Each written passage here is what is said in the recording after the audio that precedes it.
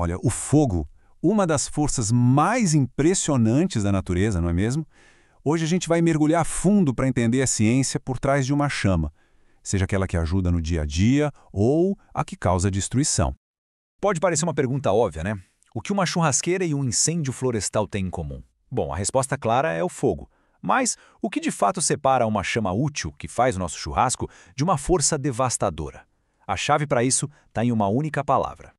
E essa palavra é controle. É tudo uma questão de controle.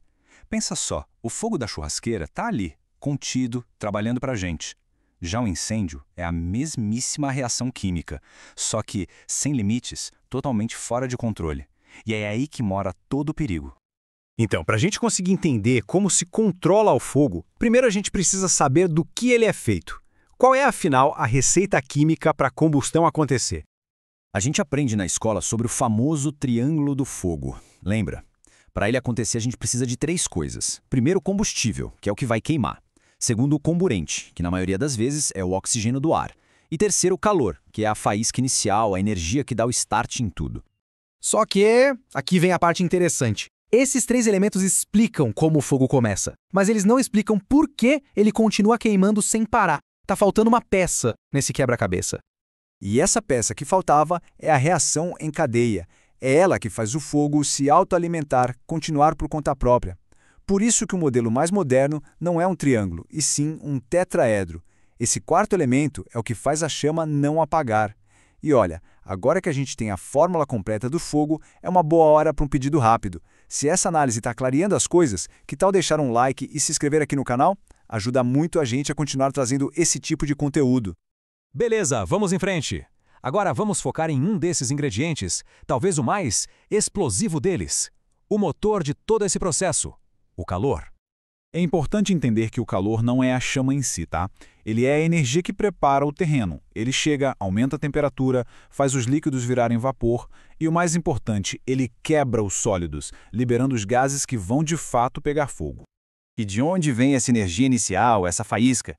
Bom, pode vir de vários lugares. Pode ser da própria reação química do fogo, que já começou, de um curto-circuito num fio, do atrito, sabe, quando a gente esfrega uma coisa na outra, até de energia nuclear. Basicamente, qualquer coisa que gere calor suficiente pode dar o pontapé inicial. Certo. E quando esse motor chamado calor começa a funcionar com força total, o que acontece? Bom, as consequências são gigantescas e elas acontecem em vários níveis: físico, químico e o mais preocupante de todos, no nosso corpo. No nível físico, é mais ou menos o que a gente espera. As coisas esquentam, elas dilatam, ou seja, aumentam de tamanho, e podem até mudar de estado. Um sólido vira líquido, um líquido vira gás. É a física básica, mas que no incêndio tem consequências enormes. E aqui entra um conceito químico sensacional, a pirólise. É um nome complicado para uma ideia bem legal. O calor é tão intenso que ele decompõe quimicamente os materiais. Pensa na madeira.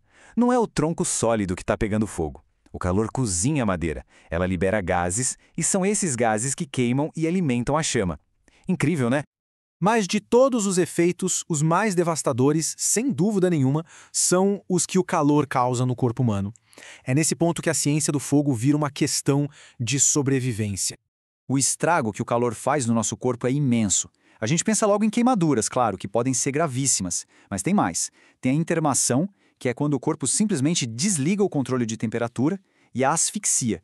Não pela fumaça, mas pelo ar quente que literalmente queima e incha as vias respiratórias, impedindo a passagem de ar. É terrível. Então, vamos juntar tudo isso que a gente viu. Agora temos a anatomia completa de uma chama. E o ponto principal de tudo isso é o seguinte: entender como um incêndio funciona, qual é a sua receita, é o primeiro e mais fundamental passo para a gente conseguir prevenir e combater o fogo. O conhecimento é a melhor ferramenta. E antes da gente fechar, aquele último lembrete: se essa nossa conversa foi útil, se abriu a mente de alguma forma, não esquece de se inscrever e deixar o like. É super rápido e ajuda demais. E fica aqui uma provocação para a gente pensar. Agora que a gente conhece a receita, os ingredientes exatos do fogo, será que olhamos para uma simples chama de vela do mesmo jeito? Ou será que agora a gente consegue enxergar ali naquela pequena chama um tetraedro químico complexo em perfeito e delicado equilíbrio?